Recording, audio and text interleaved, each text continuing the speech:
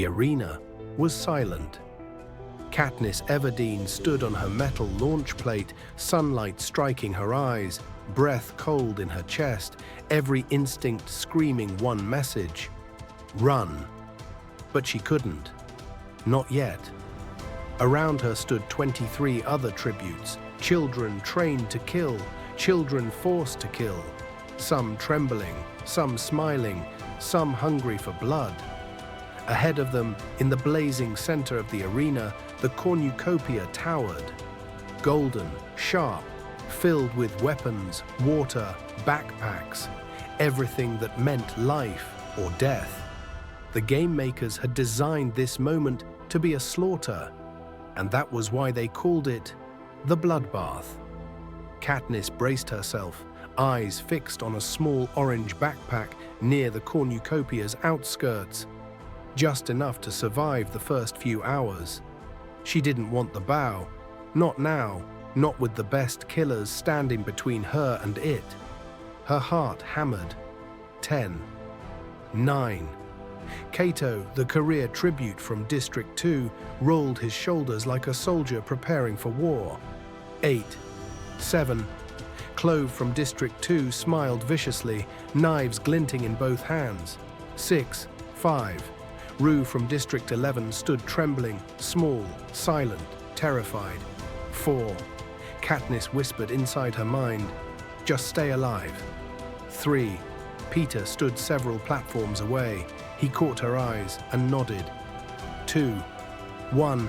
Katniss launched forward like lightning.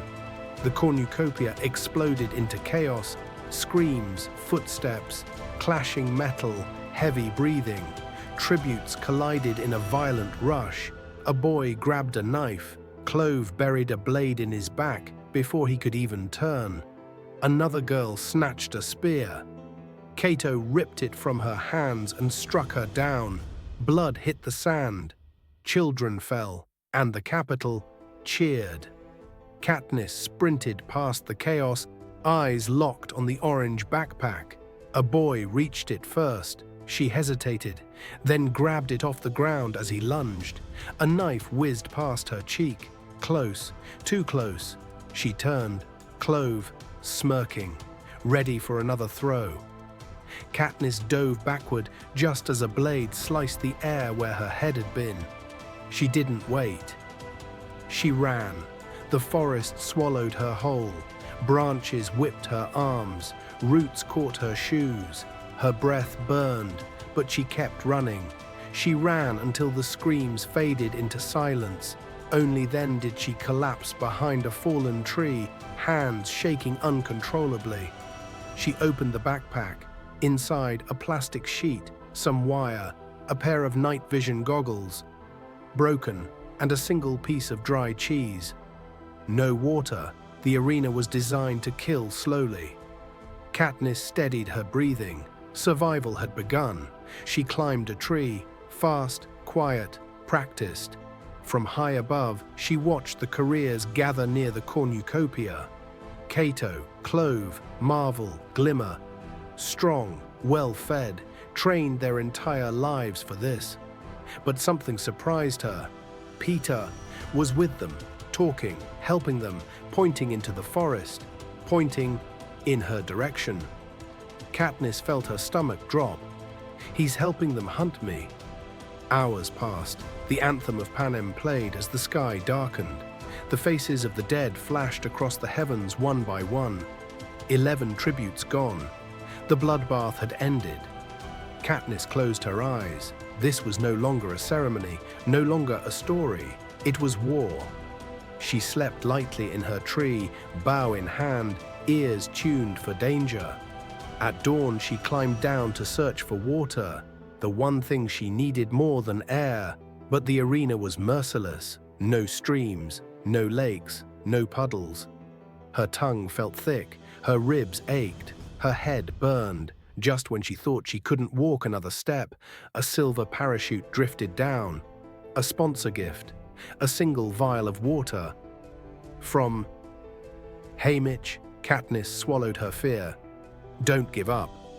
Later that day, the careers burst through the trees. Cato at the front, Clove at his side, Marvel throwing spears, Glimmer laughing, and Peeta beside them.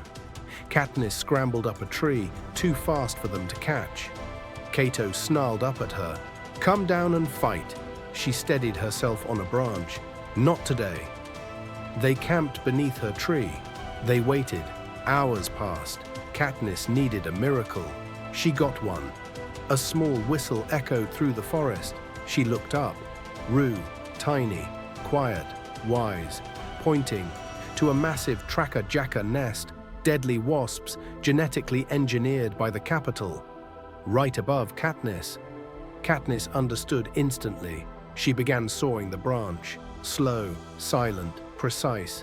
The careers slept below, breathing deeply. Katniss whispered, "Thank you, Rue." With one final push, the nest fell. Screams, chaos, panic. Tracker-jackers swarmed them. Glimmer collapsed, covered in stings. Marvel fled. Cato roared before sprinting into the forest. Peeta looked up at Katniss through tears of pain and shouted, "Run!" Katniss fell from the tree, vision blurring, stings burning her skin. She grabbed Glimmer's bow, stumbled backward, and the world went black. Her dream blurred between reality and hallucination. Prim's voice, her father singing, Gale's laughter, and in the haze, Peeta's face, saving her from the careers, protecting her when he didn't have to. Why? Why would he help her? Katniss woke on a bed of leaves to gentle hands tending her wounds. Rue. Sweet, quiet, clever Rue. Katniss whispered, "Thank you." Rue smiled shyly. "We help each other." And for the first time in the arena, Katniss felt something strange, something dangerous. Hope. The bloodbath had taken 11 lives. The arena shifted into deadly traps. The Capitol watched every breath, every scream, every heartbeat. But Katniss Everdeen was still alive, not just because she ran or fought her, but because someone believed in her, someone small, someone brave. Rue. The alliance was forming, the rebellion's spark had begun, and the Capitol didn't even know it yet. This is only the beginning.